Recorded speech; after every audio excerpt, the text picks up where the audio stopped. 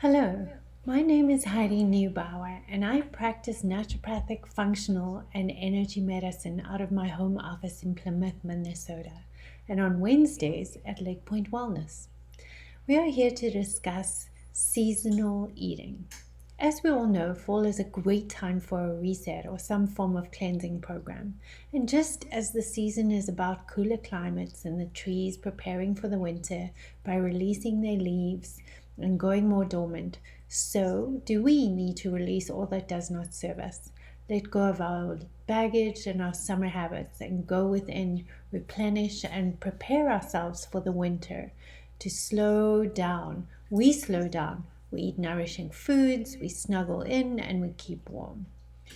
In our westernized world, we have moved away from eating with the seasons and from farm to table as we indulge in more fast and convenience foods. Only 100 years or so ago, eating seasonally was natural and normal. And we've also moved away from emotional and mental self care. Why is it important to eat for the seasons? What are the benefits for us and the environment? And how does this affect our health and well being? Eating with the seasons is still a great way to live in our 21st century. Let's take a look at what that looks like in conjunction with a fall reset. When veggies grow in season, they respond to stimuli from the sun and rain and specific nutrients from the sun. They turn these nutrients into the healthiest and most flavorful version of themselves. With this wholesomeness gets passed on to you. By eating a rotating cast of seasonal fruits and veggies, you get the tastiest and most nutritious foods that the planet has to offer, rather than the relatively nutrient poor fruits and veggies stocked by the factory farm system regardless of the season. These products, these seasonal fruits and vegetables, have more vitamins, they have more antioxidants and nutrients than food harvested before their time and shipped long distances. Your local farmer's market fruits and veggies have usually been harvested that day or shortly before, and they are nutrient rich and are the most natural for our bodies. And locally grown seasonal produce is usually also more cost effective. And there is definitely something to be said for supporting your local farmer and knowing where your food comes from and how it's grown. Food sensitivities and allergies can occur when food is eaten repeatedly and can be eliminated by avoiding those foods for 3 to 6 months. Seasonal eating is the natural way to rotate foods, even if foods are eaten daily while in season, it's only for a month or two, and then they are usually not eaten again for another 10 months or so. Our modern way of eating out of the grocery stores prohibits this type of food elimination or food rotation. There is also the added benefit of eating organically grown produce in season, and that is less exposure to toxins from herbicides and pesticides. Apples, pumpkins, and winter squash in the fall and winter is just so delicious. We tend to eat warmer foods that are cooked and steamed, like stews, broths, soups, pumpkins, and cooked veggies. And the environmental benefits of seasonal eating is that growing food outside of their natural season only works when humans artificially create seasonal weather conditions. The fossil fuels or non-renewable energy and large amount of water that is needed to do this have a negative impact on the environment. Growing crops seasonally doesn't require these resources. For example, compare recreating summer heat during the winter to to instead of using like the natural sun. Seasonal growing requires much less energy. Sticking to the Earth's seasonal growing routine can help create sustainable eating patterns. Sustainable eating and seasonal eating go hand in hand. They both rely more on natural resources and less on artificial sources to provide food. Reducing food waste and encouraging long-term food planning are other goals of sustainable eating. So, how do you get started, you may ask? Well, lifestyle changes like this can be intimidating. But if you're interested in seasonal eating, there are a few simple steps that you can take to begin your journey. Research what fruits and vegetables are in season in your area. Realize that it's really important for you also to eat from the geographical area that you live in. It really creates more balance and harmony with the earth. It creates more balance and harmony within you. Summer crops are popular and commonly eaten. So focus on cool weather produce that you don't typically eat. And preserve in-season fruits and vegetables for later use. You can freeze, dehydrate, pickle, can, all sorts of things like that, your in-seasonal produce to use during its off-season. Seasonal eating is really simple, healthy, and really good for the environment. Infectious diseases seem to increase in the fall and winter, and thus it's important for us to fortify our immune system. There's also research that states that our gene expression changes with the seasons too, and it appears that the immune system is more pro-inflammatory during the winter season. We thus prepare our bodies by consuming more anti-inflammatory foods and nourishing our systems and fortifying our immune system even further during the fall in preparation for the winter. Fall anti-inflammatory superstars are nothing says fall like a crisp, crunchy apple.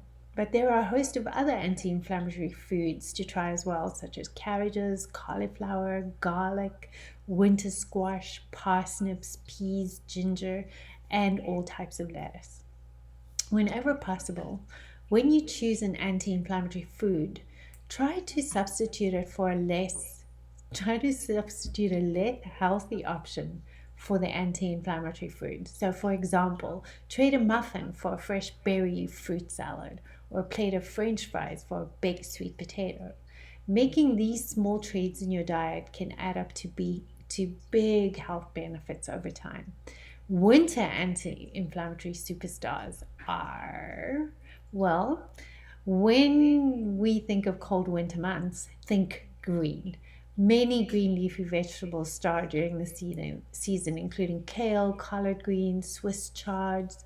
Root vegetables like beets are another great and sturdy winter option. Reach for sweet potatoes and turnips. Try other options like kiwi fruit, Brussels sprouts, lemons, oranges, and pineapples. Diet and lifestyle is truly a wonderful way to stay healthy, and many of us do focus on this, and then we forget the power of the mind and our emotions. It's not uncommon for us to lose some of our vitality and pep during the fall and winter months, as we don't get as much sunshine, it gets darker earlier, and it's cold, and we don't really want to do much, and this can cause seasonal depression in some of us. So it's really important to make sure you get enough vitamin D in your diet, and to supplement for us, especially in the Midwest areas, is really important to supplement with vitamin D. My office as well as Lake Point do vitamin D testing, which is super easy. It's a blood spot test. It's really accurate, and it's easy for you to kind of check your levels and make sure that you have healthy vitamin D levels to feel better. And as mentioned before, fall and winter is a great time to go within and reflect on the year thus far, and your inner mindset and emotions. How have you navigated your inner terrain?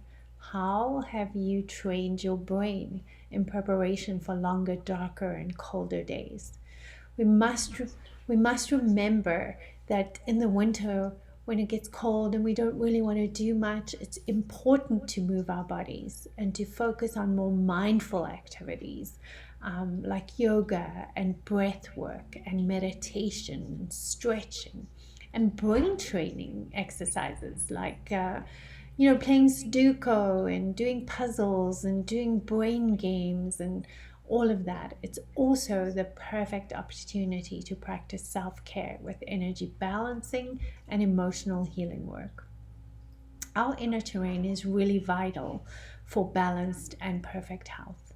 Here's a few things that you can try at home that'll keep you busy during the winter months, during the fall when it gets cold. A couple of brain training exercises. We'll start with pinky thumb, right?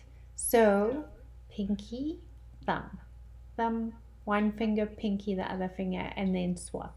Pinky thumb, pinky thumb, pinky thumb, pinky thumb, pinky thumb, pinky thumb, and then speed it up as much as you can.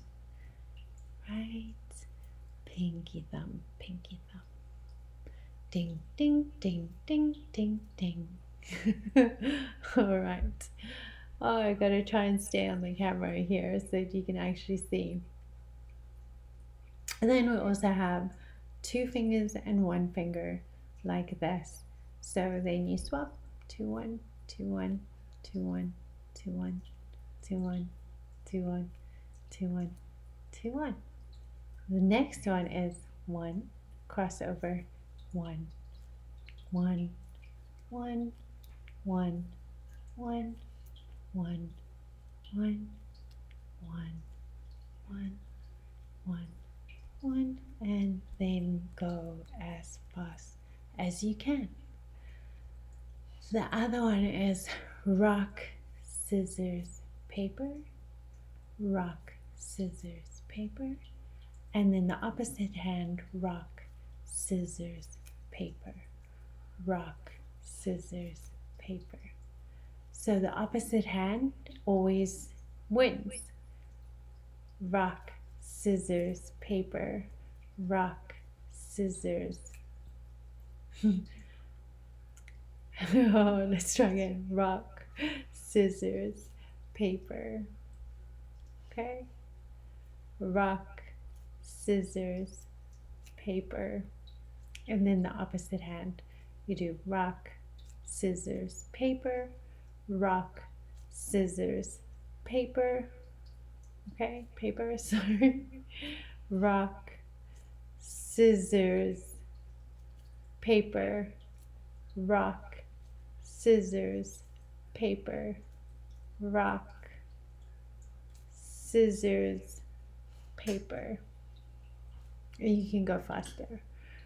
Rock, scissors, paper, rock, scissors, scissors, paper, rock, scissors, paper. You play with that, that's kind of good. Folding our hands, this one is kind of fun too. Up, over, across, up, down, back.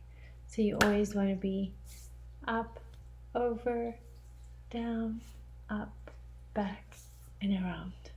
So this hand doesn't move when this hand is kind of going all the way around. So up, down, around, up, down, and back. And this hand stays steady, up, down, around, up, back, and around. Okay, shall we try and do it slower?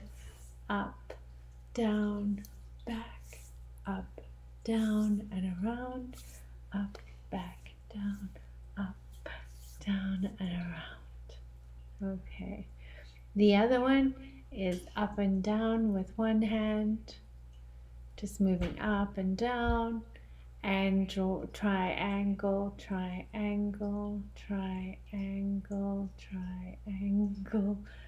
I'm trying to draw it so you can actually see it in the camera here. Triangle. So up, down, and triangle at the same time as you're moving the left hand up and down. 1, 2, 3, 4, 5. Let's start. 1, 2, 3, 4, 5, 6. 1, 2, 3, 4, 5. 1, 2, 3, 4, 5, 6. 1, 2, 3, 4, 5, 6. Every 6 they meet together. 1, up, down, up, down, up, down. Triangle, triangle, triangle. And so together. 1, 2, 3, 4, 5, 6. 1, 2, 3, 4, 5, 6. 1, 2, 3, 4, 5, 6. All right.